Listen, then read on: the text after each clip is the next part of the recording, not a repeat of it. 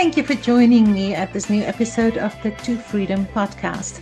I'm your host, Marina Theron-Monnery. I am delighted to welcome Tasch Rogers to Freedom. After spending 30 years as a paramedic, Tasch's life changed in an instant when she survived a deliberate head-on collision while on duty.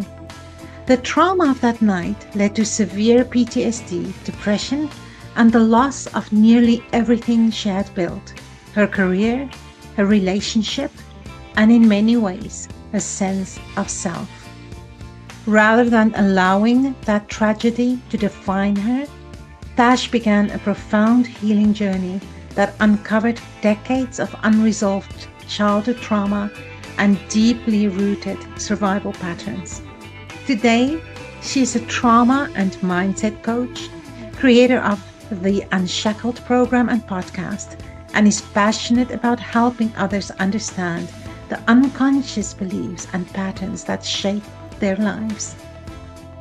In this interview, Tash and I will explore her remarkable journey from surviving unimaginable trauma to discovering a life of greater freedom, purpose, and authenticity. Hello, Tash. Thank you so much for joining us here today on To Freedom. I am super excited for our conversation today. Hi, Marina. Thank you so much for having me. I absolutely feel honored to be asked to be on your beautiful podcast. Oh, thank you so much. I feel that there's kind of this mutual, I don't know what to call this, just this sense of almost like I know you. And I love your story. I was so excited when I read about your story, and this is the kind of thing that I created this podcast for, the kind of story, the life turned around kind of story. So, as I read in your bio, you had this big pivotal moment in your life. But I want to backtrack first, Ash, and I want to ask you about the life before Mm. this event happened in your life. So, before Okay. everything changed, Before who everything were you? changed, who was I? I was the biggest people pleaser in the world. I was a person who lived in survival but was not aware of that. I was a mum. I was a wife. I was a daughter. I was a sister. I was a really good friend. I was a very loyal friend, but I recognize now that I abandoned myself so many times just to be in a friendship. I was a paramedic of 30 years and I was really good at my job. I loved my job. That job was my world. Like, that job sadly came before my family. Oh, And that was absolute paramount to me. It was just, it was what drove me. And I was sporty. I had earlier, prior to the incident, I have three children, but I'd gone through two marriages, and I was always that person that gave up everything for everybody else, whilst I was burning and like crashing and not even realizing, but I was exhausted, but I still said yes to everybody else. I was fun. I was the go-to person. Everybody came to Tash for everything, and Tash would drop everything for everyone else. But when it came to Tash, Tash didn't really have many people that did the same for her. oh, I also now know that was a survival instinct. So I thought I was a healthy, happy, loving female that just didn't know how to be in a relationship properly or picked the wrong people. yeah, it's incredible because I think so many people can relate to that story, including myself, being that people pleaser. And when I once heard this story, and I think it's from Stephen Covey's book, Seven, I can't remember the exact title of it, but about seven habits for seven Oh, successful people, highly something like that. successful people. Right, Yeah. right, right. Mm. Yes. And where they talk about the emotional bank accounts. And it really hit me back then in my life. I read it in 2007, I think. No, Yeah. earlier than that, 2003 or four. Um, how much I invest in relationships and any relationship at that point in my life. But I was bankrupt because nobody ever deposited anything back into my life. Always withdrawing, always withdrawing. But that's Yeah, because we needed that need met. We didn't know how to meet absolutely. that need. So we Absolutely. allowed that to happen because that's all we knew. And it was a way of feeling safe and belonging and loved. Yeah, exactly. And it's such a out of whack kind of way to live. Yet you and I both know that we used to live like that, and 100%. most people do, Well, you but you don't don't you have to. you you can't fix what you don't know, right? Yeah, yeah, Something happens for you to finally be aware and wake up and think this isn't right. And the one thing you learn on this journey is the more you step away from particular people and situations and stop making the effort, there's not much effort anymore because you were the one driving that friendship or that relationship or that situationship. You were the one because it was your needs. It was you needing to feel important, validated, significant, love and connection and all those things. right. Mm. So you identified your entire identity was built around being a paramedic, your career, Yeah. and then being this person to everybody that never said no. Yep. That was me. And I So wondered looking why I burnt back, out. right. Looking back now, we're going to talk about the accident you were in, your big aha moment, or life-changing moment in a moment. But before the accident, were there any signs Mhm. that life, the universe, God, whatever you want to call it, Yep. ask you to slow down? Yes. So there was a couple of things. So my first marriage lasted 13, 14 years, and it ended with my partner being unfaithful, infidelity, Mm. which I now know were his wounds and what he was dealing with. But at the time, it was a big event, so that ended. Then I was relationship jumping. I was looking for love in all the wrong places, and boy, did I meet some not so good people because I was needing that love. About 4 years later, I married my second husband, who was a beautiful man, but also came with his wounds. And towards the end of the relationship, I saw the same cycle happening. I was getting, like, I was withdrawing, I was taking everything personal. I didn't feel good enough, I didn't feel worthy. So I did what I do best, and that was self sabotage and run. And I know that now, but at the time, I blamed everything on him. And yes, we both had our part to play in it. But the big wake up calls were I found myself again in another relationship, same cycle, same fights, and I was just like, this is crazy. Like, what is wrong with me? Like, what am I doing, right? But just before this all happened in 2015, I had a really bad assault in the back of the ambulance, and he beat my partner and I quite badly. He went to jail. That was 2015. Still didn't stop me. I went back on road. 2016 there was another minor assault, but it was still an assault. And the universe kept giving me signs. Tash, this is not for you anymore. Tash was not listening because this was who Tash was. And without this, who the hell was I, right? 2017, in the February, I had an indecent assault whilst on duty. Oh my gosh. And that really that rattled me. That really rattled me. But I went back, didn't I?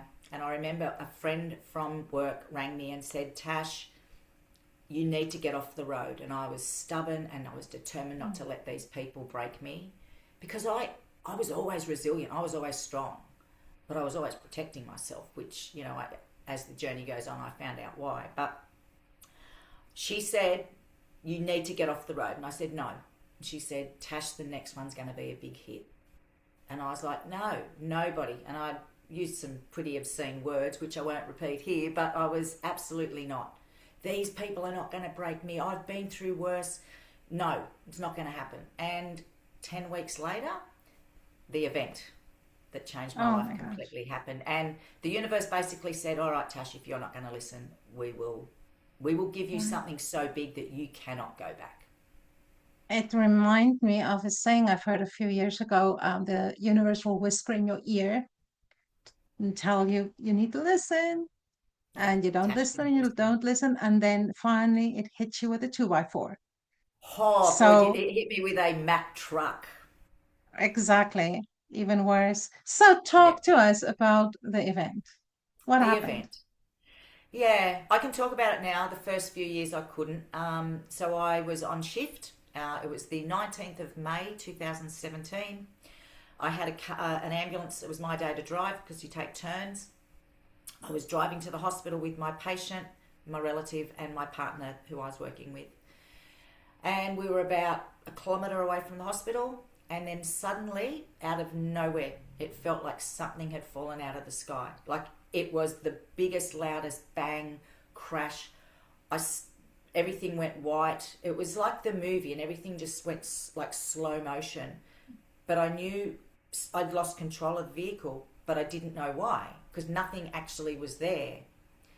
And what had ended up happening, and I know this is where I had this near death, everything went white. There was nothing. And it was like that void where it's like, are you coming over?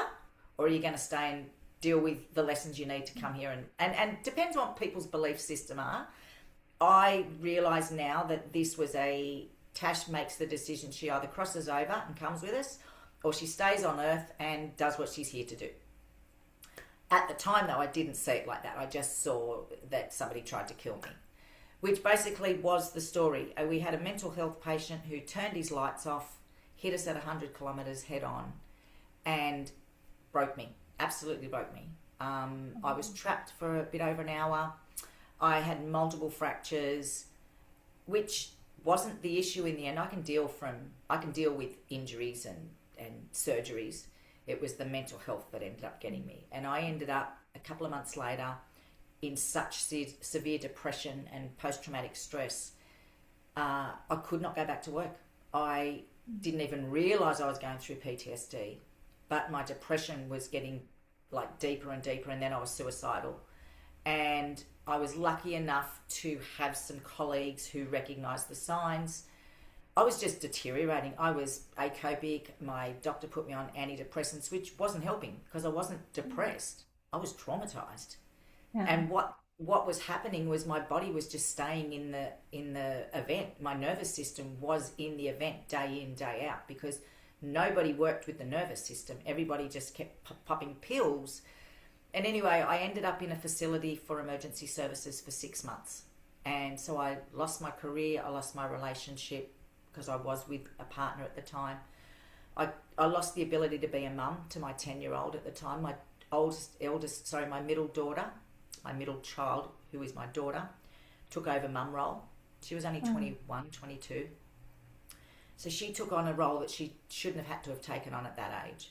My eldest son had to fly back from overseas to come home just to help out. But I lost everything that night, Marina. I lost everything. And the biggest thing was I lost my identity. And I didn't even know that that's what I had lost. And I lost myself. And the 6 months in that hospital was intense therapy, exposure therapy. I lived in there. And I wasn't, like I had a couple of weeks where I was allowed to go home, but the rest of the time I lived in this facility. I have never, ever, ever felt so dark and deep ever in my entire life. So that event took me down a path of a lot of healing. But the saddest thing was, Marina, I felt so alone. Because I can when just you're no imagine. longer in an environment with the ambulance service of 30 years, you lose all those people. So all your connections are gone. Because you don't belong anymore. You're not part of the tribe. And, this is like survival days. If you don't Yeah. belong to the tribe, you're going to die.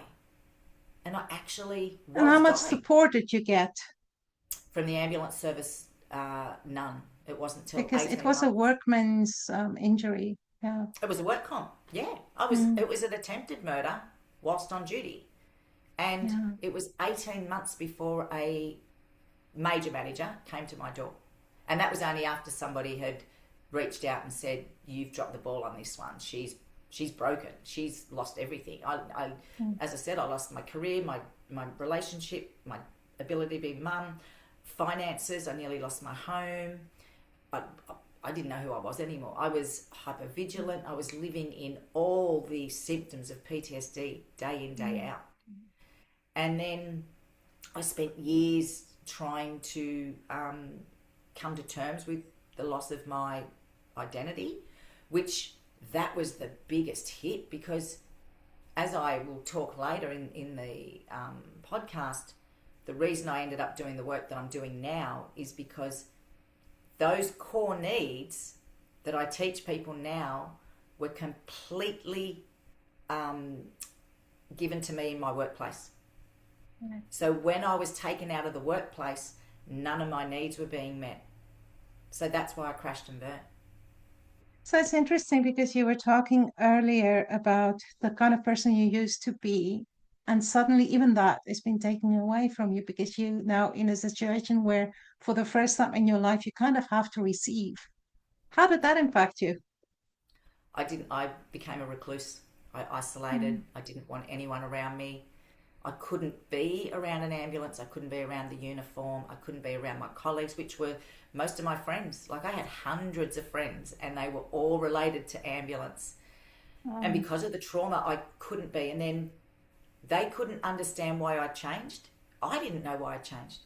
So they would just say, get over it, move on. But what people that's don't understand is completely the trauma's stuck in your body. right. I can logically go, I'm safe. But the So trauma, it seems to me as if the accident was not the rock bottom. The no. afterwards, the isolation, the becoming reclusive, Mm. that was almost losing everything. That was Lost. almost the rock bottom for you. Yeah, that I thought that was my rock bottom. And 2000, so that was 2017, Mhm. 18, 19, towards 20. I did a lot of work. I was doing so well. And then I met someone, Oh, and that person pushed me over. It was a oh my narcissistic, goodness. yeah, it was a narcissistic relationship. Uh, And Marina, that they say that an empath, which is what I am, and which is why I was so good at my job, an empath, when they meet their deepest, darkest narcissist, will be the person that triggers you into an awakening. And 2020 was exactly what happened. He that's amazing. abused me. He, he Oh, yeah, he abused me in lots of ways. My son didn't like him, and I kept saying, no, no, no, he's a really good person. He's just got a bit of trauma. But my son, who is my eldest, he was like, no, mum, he's not a nice person. And anyway, it was only 8 months, but it was 8 months of hell, and it was through COVID. And so I was stuck with him, and he had an impact on my youngest son, which ended up being not a very good thing. But long story short, in that area, he abused me for the last time, and I said, I'm leaving. And as most or people that have any type of narcissistic history or experience, they then punish you. they And do. then the Yeah. punishment, yeah. And you know what, Marina, at the end of the day, I was dating my dad. I was attracted to that man because he was my dad. And Yeah. that, takes me back to my childhood trauma. So this man pushed me through that next stage of healing, and I had a dark night of the soul. I had an awakening, a kundalini awakening. I didn't even know anymore who I was. The processes I went through to deal with that, I came out of that a whole different person. It was like, the cocoon, the So caterpillar it's and the butterfly. interesting that this all made you realize that there's some childhood trauma that you never dealt with. Mm. That you talked earlier, and I thought, okay, make a mental note of that. Breaking cycles, in So, relationships, in work, in everything. oh, And every so it's every the one aspect of rock my bottom life. going into the abyss. It's not even a rock bottom anymore. No, it was. And that's what I say. I went deeper than rock bottom. I was Yeah, down in, honestly, Marina, that person, that Tash of 2020 and back doesn't exist anymore. yeah. Isn't She that just amazing, does not though? exist anymore. And the work I've done over the time opened up Pandora's box.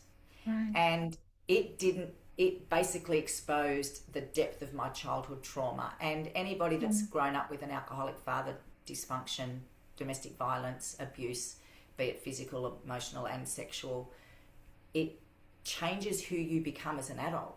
And For if you sure. don't know that that dysfunction was part of your blueprint, which is what I teach, you become the person that is familiar to that treatment. So I picked men that were unavailable. I picked men that were abusive because to me that was familiar. Even though it wasn't right, it's what my nervous system felt safe with. And this is why I get so passionate about helping people break these cycles, because until you understand your blueprint and until you understand your generational patterns, you will keep doing the same dance. Exactly. Just a different face, different place, different environment. Same cycle over and over because you can't fix what you don't know. Mhm. It sounds like there are so many absolute mind-blowing similarities between your story and mine. I wasn't hit by a truck, but I had cancer. And but childhood trauma and that blueprint. In my book, I actually wrote about the nervous system and starting to have that blueprint for my life, where I thought, well, that is just the way it is for me, making choices in relationships as an adult. And like you, I ended up in so much trouble. It was just unbelievable. So I sit here and I look at you and I think, what an amazingly strong person you have to Thank you. be. I'm just blown away. I wasn't always this strong, Marina.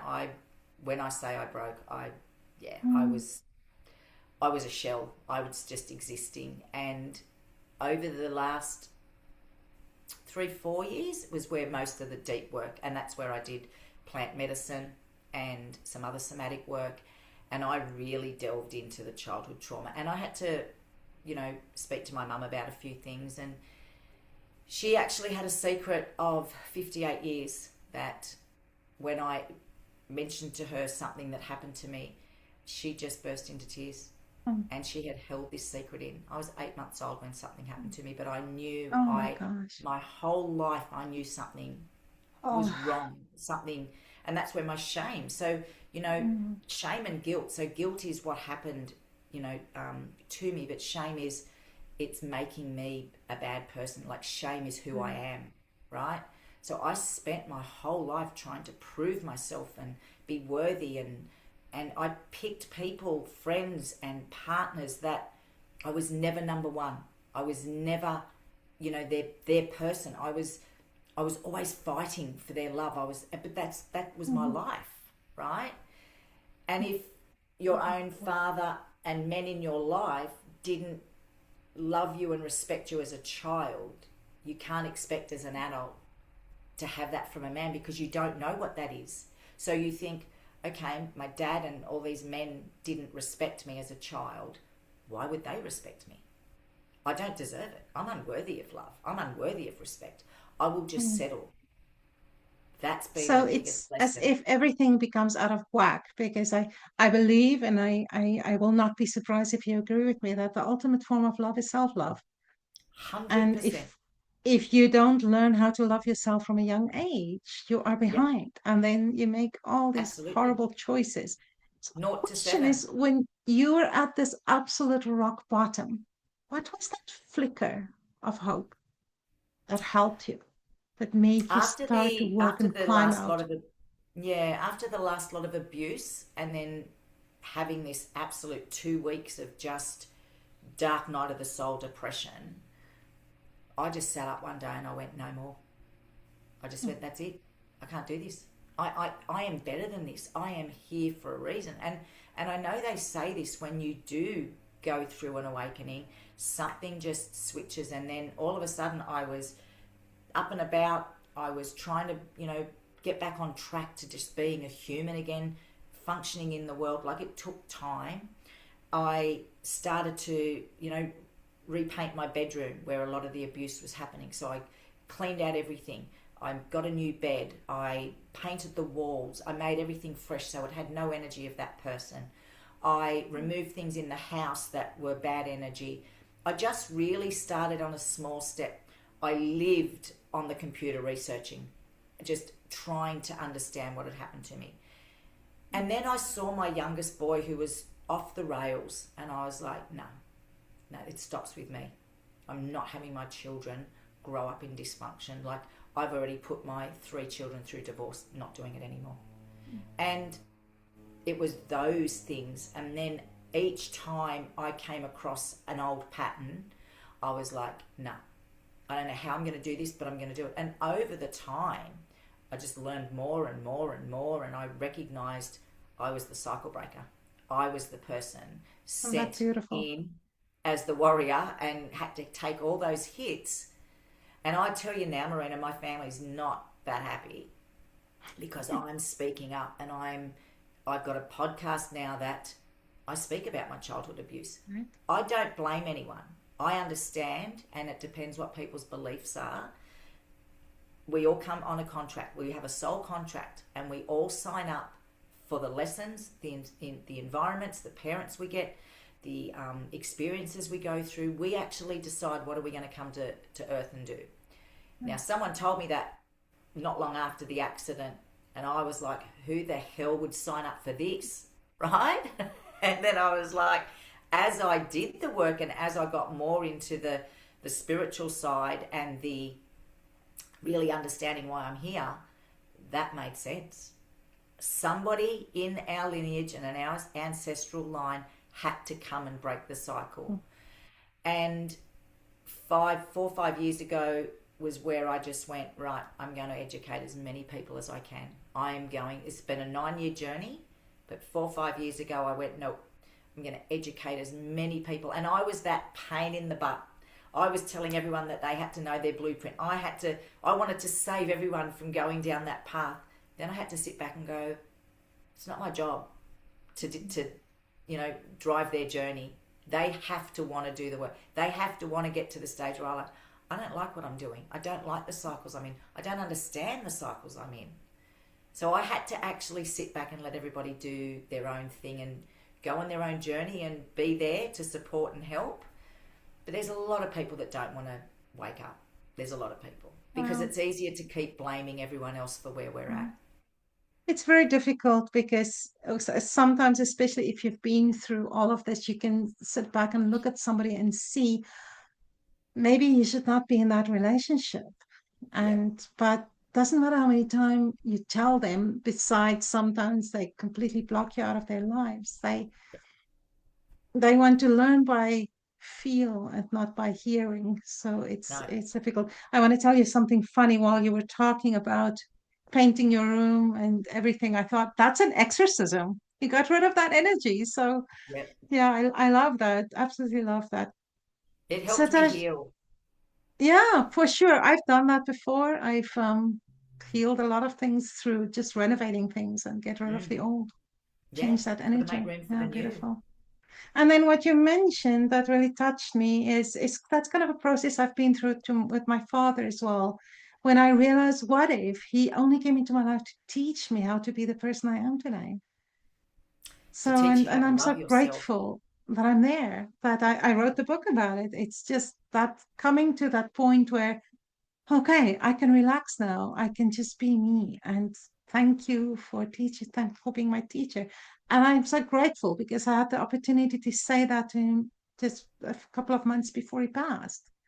It That's was just such a beautiful. gift to me. Yeah.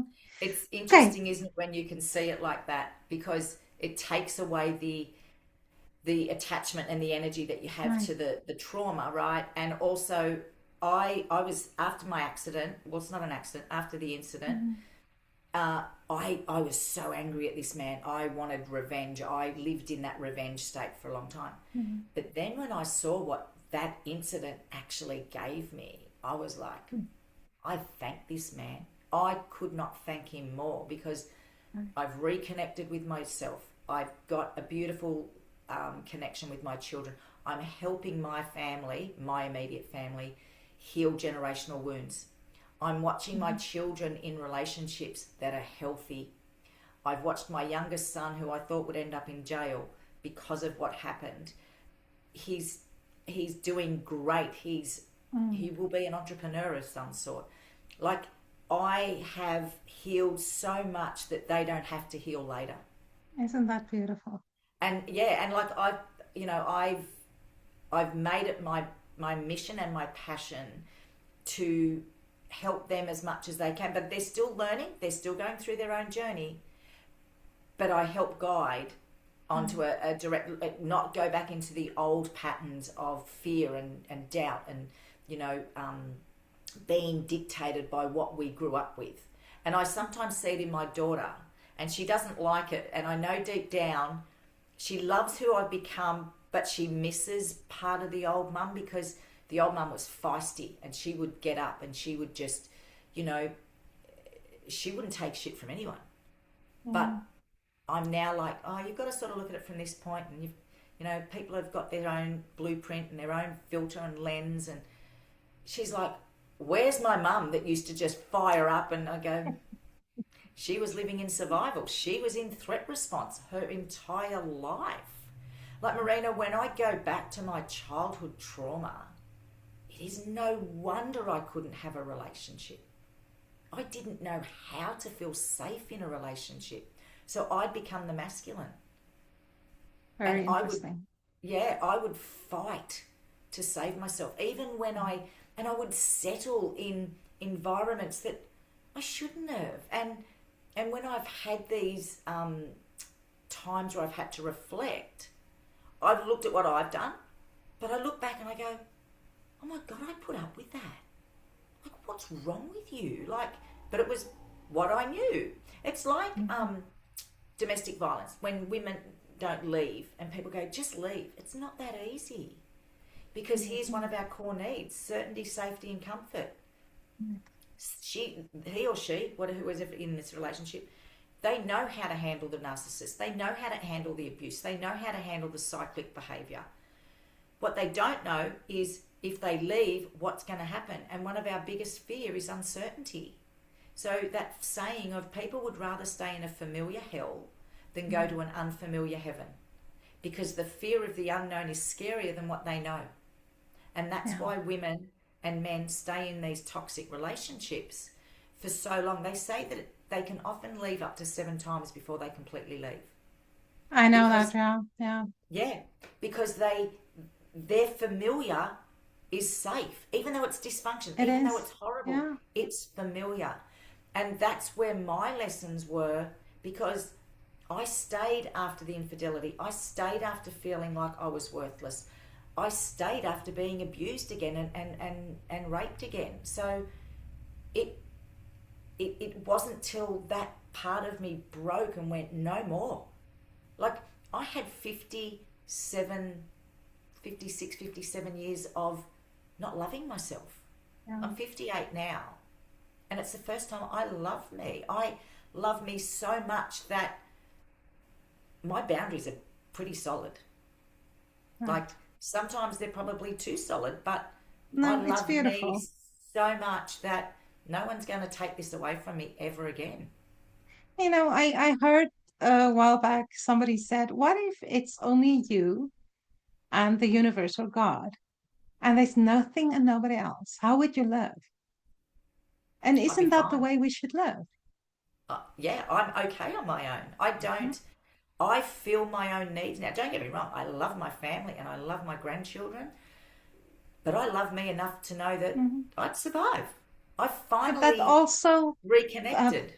it elevates you to do the work you do and really not caring, because this is what you're meant to do. I always think of, the unknown. You talk of the unknown, and I have learned to love the unknown because it's Exactly. possibility that's in there. What we're fearing something that doesn't exist, Yeah. right? So rather than look at it and go, wow, this could be amazing, fear and doubt take over, because that's our nervous system and that's our subconscious. So we have 60 to 70,000 thoughts a day. 90% of those Yeah, are on subconscious and autopilot. exactly. 10% are conscious, but that's the problem. Not many people can get into that because the ego and the nervous system and the subconscious take over. Hmm. And that's why I love helping people break that cycle and help heal the nervous system and help release the trauma from the body. Because until you do that, you are going to stay in those cycles. You are going to just change, as I said, faces, places, names, and environments. People go on holidays and do renovations and have babies and, you know, relationship jump. But it doesn't change what's going on in here. It doesn't change your belief system, your identity, your values or standards. Right. It just changes right at that second that you're not there anymore. But So I you want to have to talk to learn. you.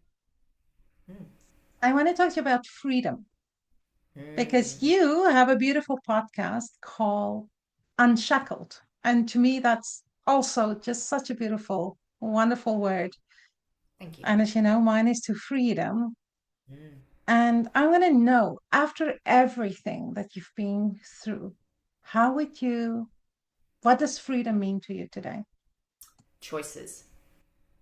Choices Okay. and being authentically who I am, having the ability to live within myself and be comfortable in every decision I make. Freedom is also allowing to be present, not living in the past, not worrying about the future, living here. That's freedom. Because right Mm. now, if you said to me, what have you got to worry about? Nothing. But if you give me 5 minutes, I'll find something, right? Freedom is living here now, choices, travel, coming and going as I please with nobody telling me how to live my life. Me being completely responsible for me and my journey. And just having the reconnection with myself and coming home to self. That's freedom. I love it. I love it. It's strong. It's just I think everything that you say is I feel it. It's just wonderful. And I know that you wrote in your form that freedom means choices, and you said that now. Travel in abundance. What does freedom feel like internally today? Today, heart centered, very heart Okay. centered. Yeah. When I'm in my heart, I know that I'm free. Yeah. And that's my indicator. When I'm not working from my heart space, I step back and I look at what's going on. And this is Yeah. this is the reason I um, made my or brought the podcast. Sorry, why I got my podcast going and also my program of Unshackled, because I saw how much freedom that gave people. Right. I To know that people could learn how to reconnect with self and break these cycles and understand blueprint and generational patterns gave people so much freedom. I watched some of my clients go from rock bottom to building businesses, Mm. having healthy relationships, leaving toxic relationships, finding new jobs, jobs that they loved, like a job that fulfilled them, not because of money. You know, abundance isn't just money. Abundance is love and freedom and joy and health and happiness. Abundance is anything that fills your love cup. Sure. Mm. Yeah. People see We speak abundance as so money. much the same language. And which is why I we've just connected. When right. I created Unshackled, there was this feeling of this is why you're here. Yeah. Mm. A couple of questions for you. I think I first want to ask you, as you are saying this, my mind goes to how much my life has changed since I've learned to open my heart, to be, I've always been heart centered, but now I've learned to really focus on having an open heart. How do you feel when you do that? If there's somebody listening today that says, I want to do it, but I don't know how, what did you tell them? Firstly, you have to ask, who are you? Who Mm. am I? What are my values? What are my standards? What is my identity? Because if you don't know the answers to that, there's no platform or foundation to work from. You can say, oh, I want this and I want that, but you have to understand why you are who you are today. So without knowing who you are, there's no foundation to work on. So that's my first question when I work with somebody is I work out, who are you? What's your identity? What's your values? And then that's where you get your reveal of your blueprint. People go, what is a blueprint? Blueprint is something that's formed within the first 0 to 7 years. Your beliefs, your identity, your stories, your values. Without knowing that, I can pick in 5 seconds when someone tells me how they grew up, what their identity and their values are. You can look at people in their relationships, and you know they're looking for love in all the wrong places, or they control because they had no control as a child, or that control is a form of trauma. It is. Because if you feel you can control this situation, you're safe. But if you lose control, then you've lost the safety. People don't see that. Workaholics, substance abuse, procrastination, people pleasing, self-sabotage, all those things, they're all childhood trauma. But Marina, the problem is people think childhood trauma is physical. Always. No, It's it's not. not. No. It's unmet needs or overmet fundamental needs. And when people go, you can't overmeet, and yes, you can. You can give a child so much of a particular need that they don't know how to fill that need themselves. Unfortunately, though, I've most seen that people too. are, yeah, 100%. Most people have unmet fundamental needs, and it doesn't mean your parents didn't love you, and it's not a blame game on your parents. They did the best for what they had. They did the best with what they knew. Yeah. We don't come with a rule book when we're a parent, Mhm. right? And that is the one thing. I don't judge anyone's parents, but you have to look at where you came from, and it's a matter of understanding that. I will Yeah. not condone abuse. I will not condone any of that. But I help people understand, because I was a victim of abuse. I help people understand who they become as an adult because of that 0 to 7. Mhm. Well, I Mm. wrote about that in my book. I pretty much came to the conclusion that I can forgive my parents because I can see today clearly that they function from that place of absolute deep fear. Mm. And fear made them make choices. And I don't think they ever wanted to harm anybody through that, but I think it put them so deep into their own blueprint of survivals. Mm. And when I look at that today, I can give them so much compassion and Yeah. understanding and gratitude because of what I've learned.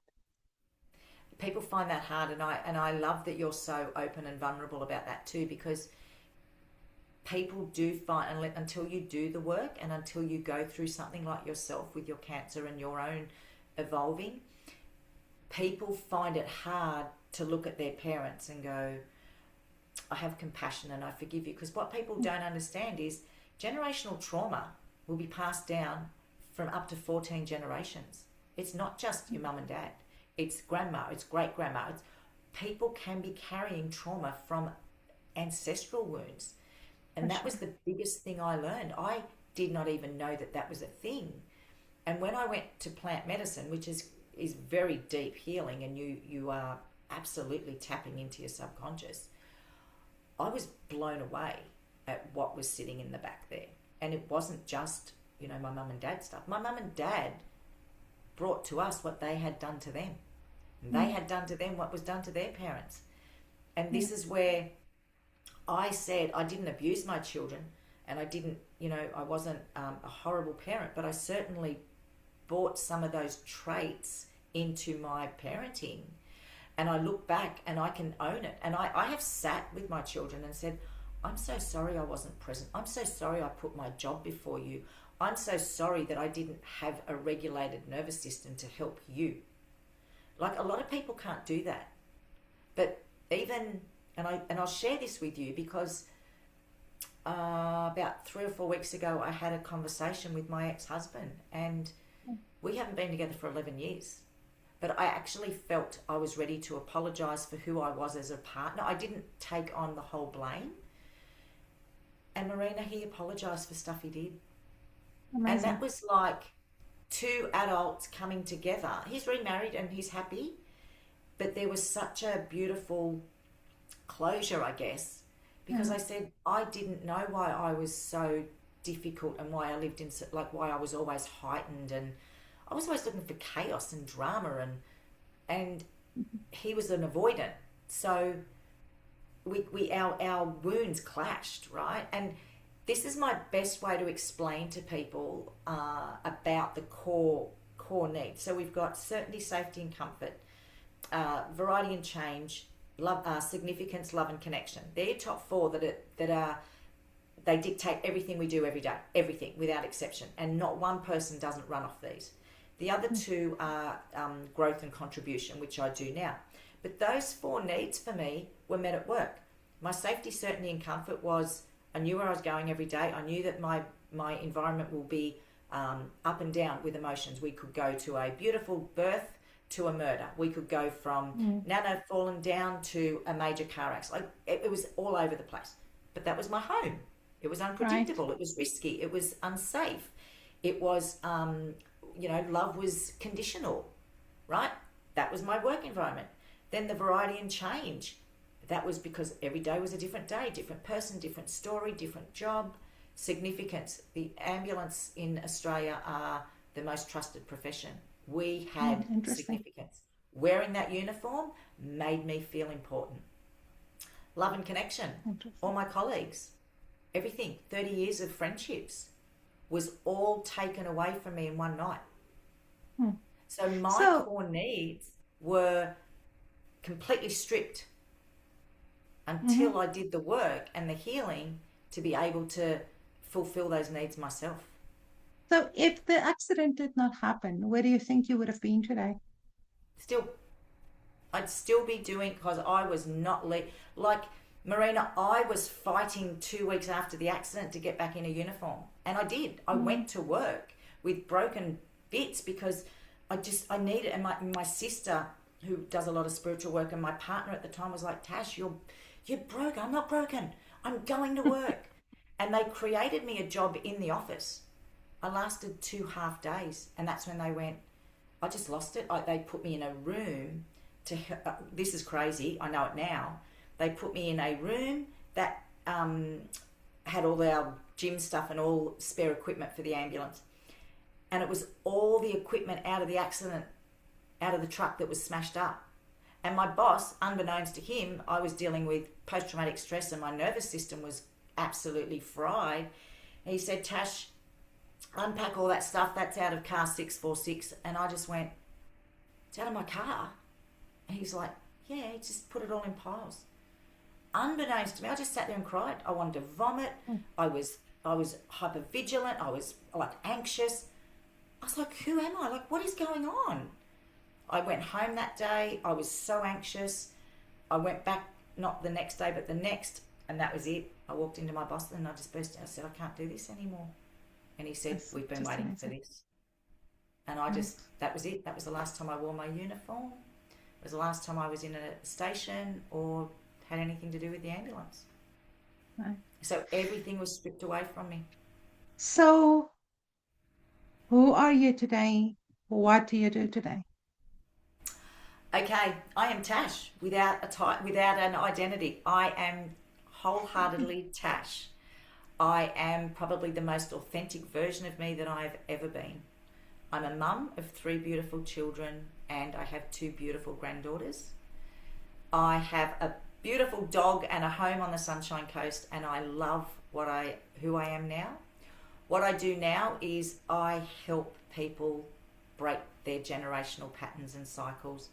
I have a podcast, I have a business of coaching, I have online courses. Actually, I just launched my online course 2 days ago. Amazing.